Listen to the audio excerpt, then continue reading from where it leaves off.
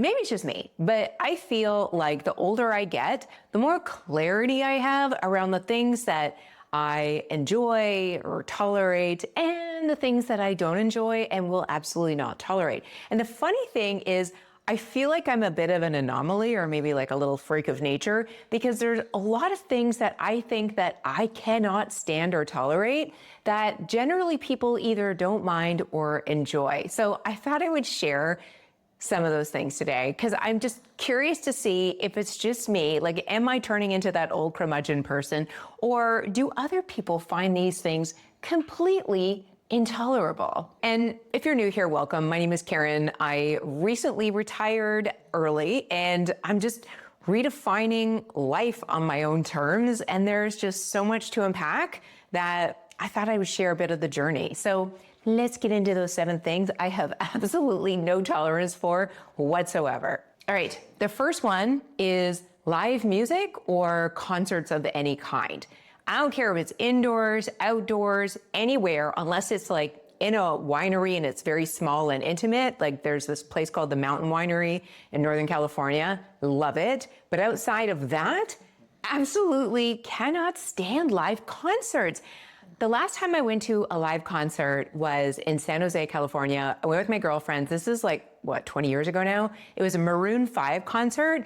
I left 15 minutes into the actual show because the sound vibrations were literally shaking my brain. I think that as I've gotten older, I have less and less tolerance for like loud music, which is interesting and ironic because when I was younger, I would have my headphones on, like the little Walkman thingy on the subway on my way to work, and I would be blasting music in my ears to the point where the people on the subway would be looking at me like, girlfriend, we can all hear you music, But now I have no tolerance for loud music whatsoever, especially concerts. So if I'm going to enjoy music, it's on the Sonos in my house. It's usually like background music because apparently I'm into old people music now, and that's just fine by me. The next thing I have no tolerance for whatsoever are crowded venues, or let's just say crowds in general. If I have to go to something that has an extended parking lot in a field somewhere, or porta potties, or lining up to get in, or lining up for bad food, or wine in a plastic solo cup, I'm not going. Like, I can't imagine anything worse. I honestly think I would rather go to the dentist than go to anything where there's a big crowd of people, lots of lineups, complicated parking, and no easy way out when whatever the thing is over and masses of people want to leave at the same time. I'm not even talking about the safety issues, which has also become like a very real thing whenever it comes to crowds. I'm just talking about the sheer overstimulation of it all that I have absolutely no patience for whatsoever. I don't care if it's like the dream event that I've always wanted to go to. I would rather watch it on TV 120% of the time because that many people in any given space is never a good thing. Just no. Okay, this next one is probably just a me thing, and it has become worse as I've gotten older. I don't really enjoy talking on the phone. And I also don't really enjoy Zoom calls. And let's start with why I don't like talking on the phone. If you haven't spoken to somebody in a long time, you're catching up, you have to have those events. And I don't mind them whatsoever, especially with my ride or dies.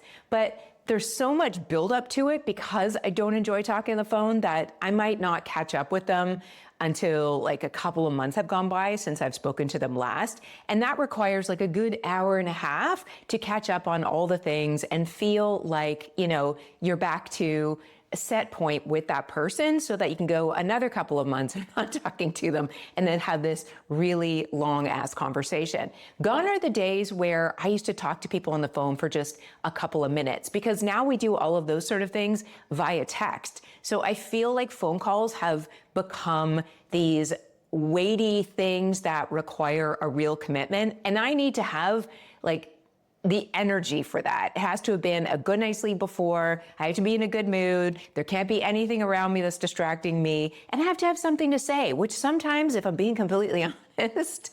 I don't. So talking on the phone, I get it. It's a must for the people that are in my life that are really important to me, and I will do that. But for the rest of the time, absolutely not. I would rather, again, go to the dentist. And that's not the worst of it. The worst of it are video calls, where you're FaceTiming a friend and all you can see is your little face in the corner. And that's all my brain and my eyeballs will focus on. Not for vanity reasons, but because my brain's like, wow, look at your wrinkles. Or I don't think those glasses suit you. I really need to get these grays touched up. Like that is a conversation going on in my head and I'm not even really paying attention to the person that I'm talking to. So can't do the video things anymore. Now, prior to my decision to retire-ish, I was a coach. I was an ADHD coach for over 4 years, and the majority of the coaching experiences that I had were one-on-one Zoom calls. Those I find so incredibly draining. Even though I loved coaching, I loved the depth of conversations that I was having, I loved getting to know the internal experience of my clients and what was going on with them and helping them, the actual process of being on a Zoom call for 50 minutes would leave me drooling by the end of the day. I couldn't have more than 2, maybe 3 phone calls in any given day because it would just drain me so badly. And I wish I had a fix for that because I so badly want to get back to coaching. And I don't write it off. There may be a time in the future where the desire comes back to me. But for right now, I have not figured out a good solution to coaching via Zoom. And yes, I could probably coach via just a phone call, but I feel like you really need to see your client to understand their body language and things like that. So that to me would feel like a half-assed experience for my client. So I don't know what the answer to that is yet, but I have taken a long hiatus from coaching. And that's kind of why I decided to retire, because it drains me so much. And I am very curious to know if I'm alone in that one. I do suspect that I am.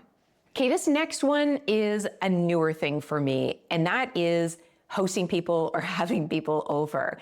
So again, this excludes my ride or dies who I feel comfortable around to just be myself. But for people I don't know as well, or have never been to my house before or anything like that, it is a whole production for me to have even just people come over for dinner, because the house has to be immaculate. It doesn't matter if they're not going to be in all the rooms. All the rooms have to look immaculate, just on the off chance that they might wander into one of them. And also, what I'm cooking becomes vitally important. And for me, I can cook for myself and my husband, no problem. I don't even think twice about it. But cooking for other people, oh my God, the pressure is on. And between having that person over, making sure that the house looks like a frickin' museum, and then the stress of having to coordinate dishes and have them ready, oh my gosh, it has become so exhausting for me. My husband used to work for Frank Gehry, which is a story for another day. But anyways, we had Frank Gehry and his wife over for dinner once. I served them a sea bass with a soy glaze, which sounds very fancy, and it was. And I actually cooked it the night before, just as a dry run, before I cooked it for the main event when they were there. And I remember the whole evening, I just wanted them to leave. Not because I didn't enjoy their company, I actually did, but I was just so desperate to exhale after a whole 48 hours of preparation and then the actual main event, where I was like this the majority of the time that they were there. And after that experience, my willingness to host people for dinner kind of fell off a cliff.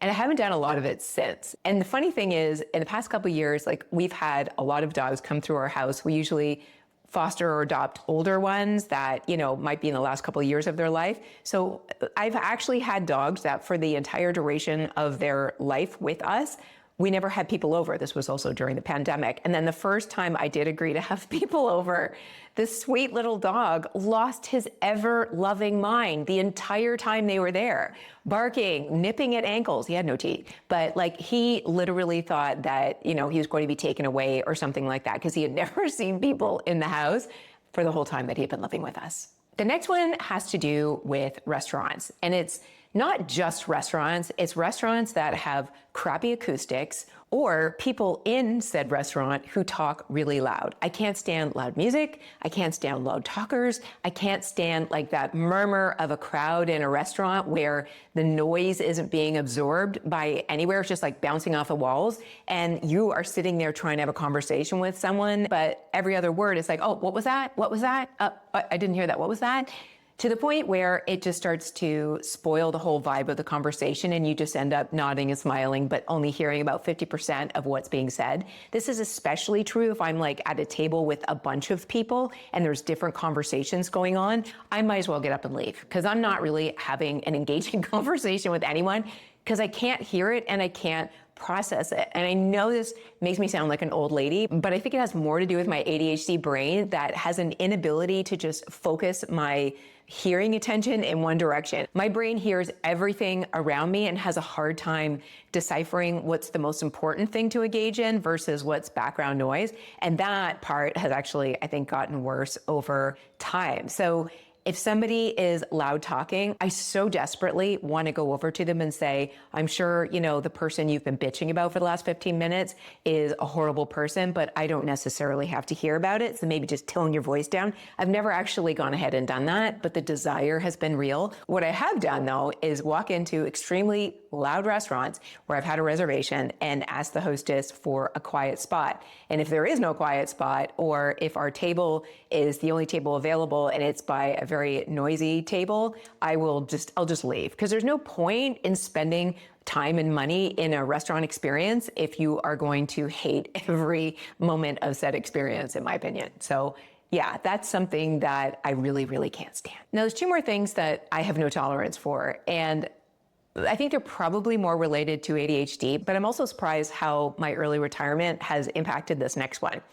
And that is appointments and meetings or somewhere that I need to be at a certain time of day. Because every moment leading up to said appointment, whether I have to leave the house and put pants on for it or not, is consuming my brain up until that appointment exists. And for me, part of it is a time management anxiety where I'm so anxious to be late for things or get involved in something prior to the appointment where my attention kind of goes like into a rabbit hole and then I forget about time in general, and then I lose track of time, and then I'm late for my appointment or I miss it altogether. And I speak from experience on these things. So now it's like, prior to the appointment for the whole 4 hours leading up to it, it's like I can't get into anything that might consume my attention. I have to be ready just in case something, it pops up, and it just ruins my whole day.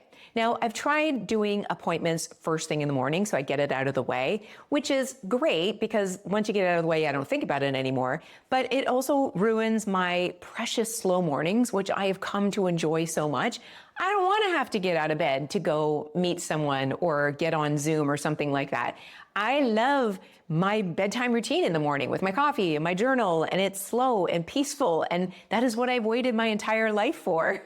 So I don't want to lose it, even if it's just one day a week going to an appointment. So I haven't figured this one out yet. I'm still working on it, but I'm curious to know if anyone else has this appointment anxiety that I have, which is also one of the reasons why I decided to stop coaching. Okay, this last one is probably always been true for me, but it's gotten worse as I've gotten older and as situations have changed just, in the world.